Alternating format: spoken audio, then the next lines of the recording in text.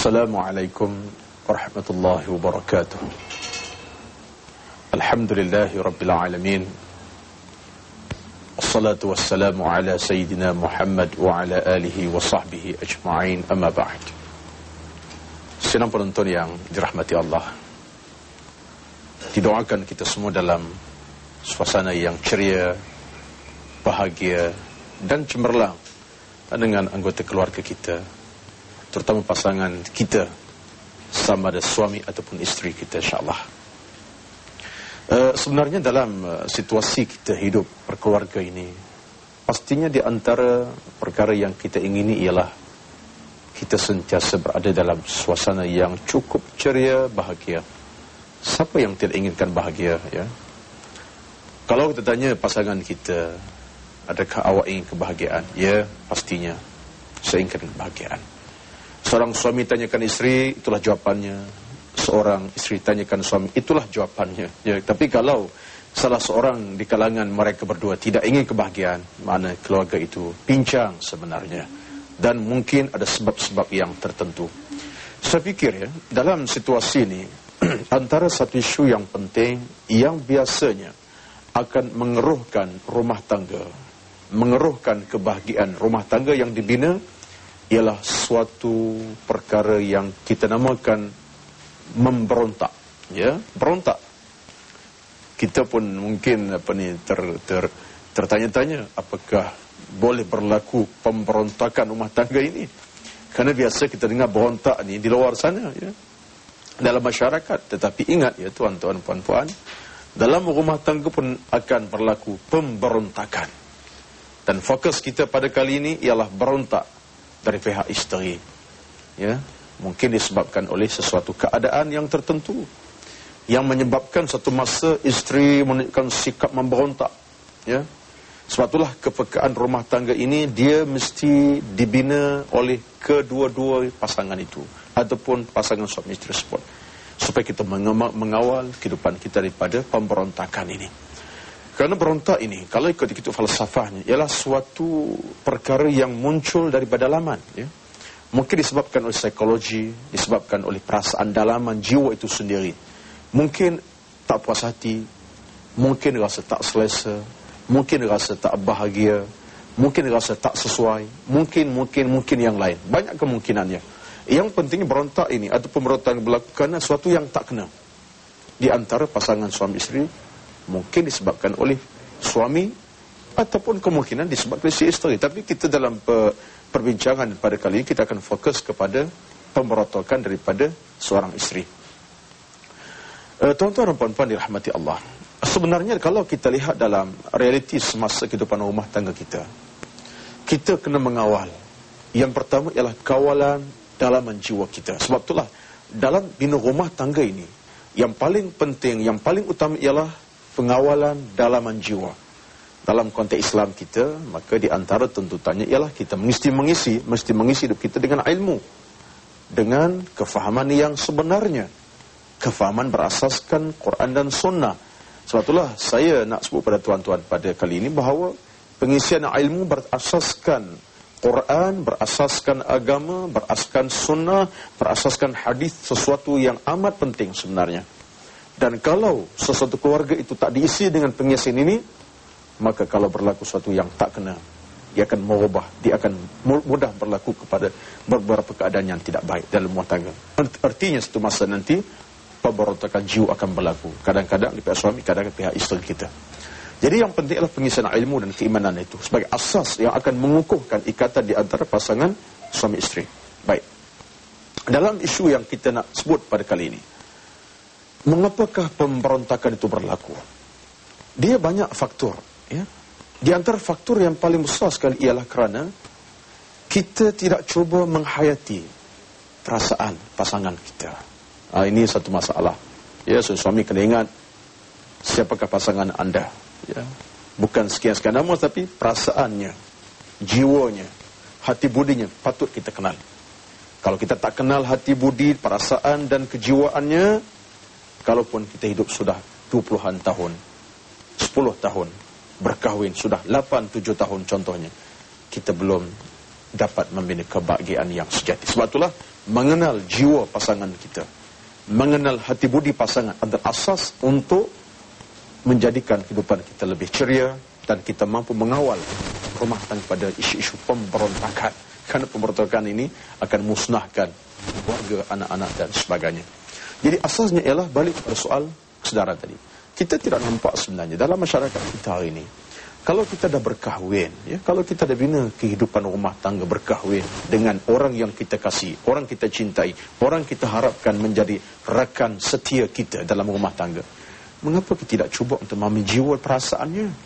Sebab itulah sebagai seorang suami, saya fikir di antara langkah kita ialah kita menilai balik, memuhasabah, mengkoreksi balik.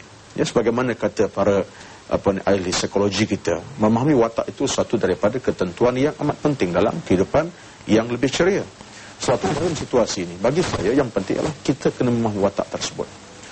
Yang keduanya, bukan sekadar itu, yang keduanya, yang lebih utama lagi ialah kita berusaha memberikan satu ruang cukup terbuka untuk berbincang, untuk berdiskusi, untuk bermunaqasyah dan sebagainya. Maknanya kita mesti ada semangat untuk timbal balik sesuatu yang kita sampai dan kita dengar.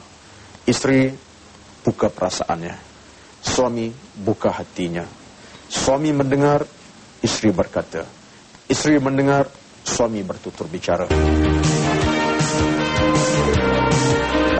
Kalau ada situasi ini timbal balik antara mereka, akhirnya kita akan nampak di sana satu jalan penyelesaian. Tak akan ada pemberontakan secara membabi buta, tidak akan ada baku. Tapi kalau tidak ada situasi ini, satu masa isteri akan tunjuk sikap garangnya, apalagi suami yang panas baran, menunjukkan sifat panas barannya dan kegarangan yang betul-betul ada dalam dirinya. Jadi bagi saya, yang penting ialah kawalan itu berasas kepada sifat timbal balik tadi. Apabila kita boleh berdiskusi, boleh bermuhasabah, boleh merenung diri kita, insyaAllah kita dapat menyelesaikan masalah. Dan banyak perkara kita selesaikan. Okey, seterusnya.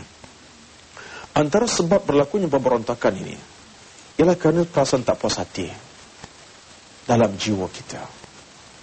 Mungkin bagi pihak isteri, rasa tak puas hati itu dia pendam. Ya? Dia tak sebut secara terbuka, tetapi dia memendamnya sampai masa dah dipendam-pendam ini, dia akan meletup. Ya? Sesuatu yang panas, ya, sesuatu yang kita dengar pun kadang-kadang dah panas, dia akan meletup. Ya?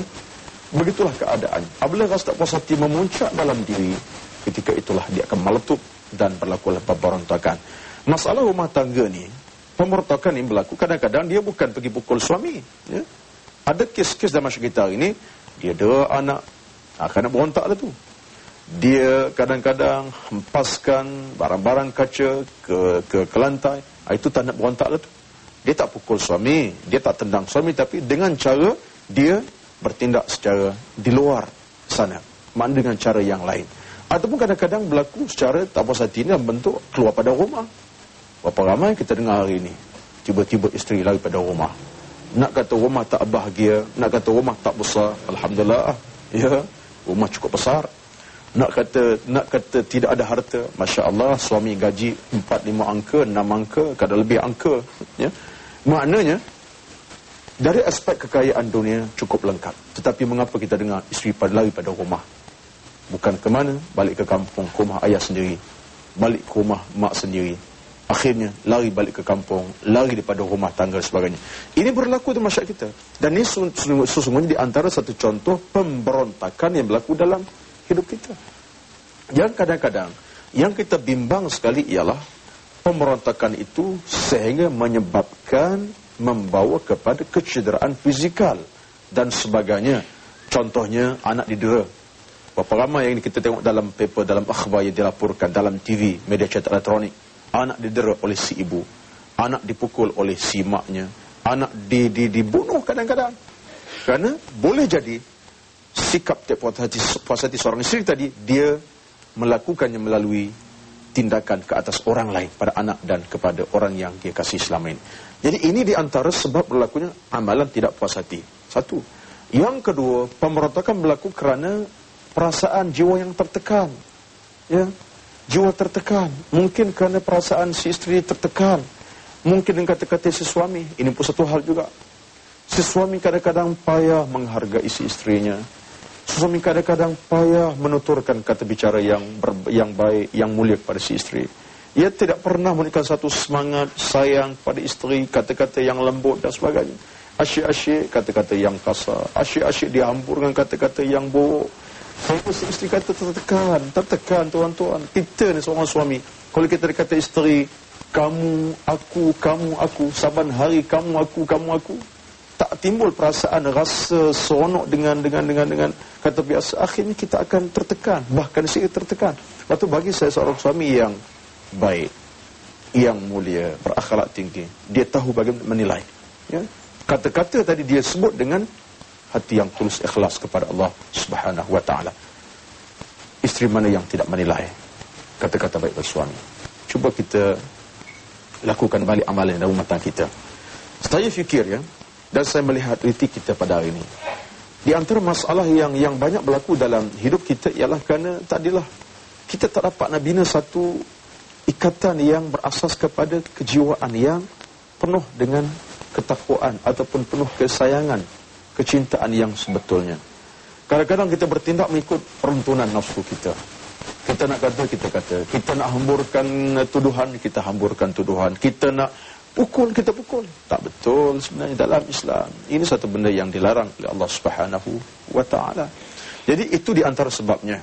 Kerana tidak ada di sana satu ikatan yang berasas kepada kata-kata yang baik. Mungkin lagi di antara sebab berlakunya pemberontakan seorang isteri pada suami ialah kerana si suami tidak cuba untuk menilai balik kelemahan-kelemahan diri sebagai seorang suami.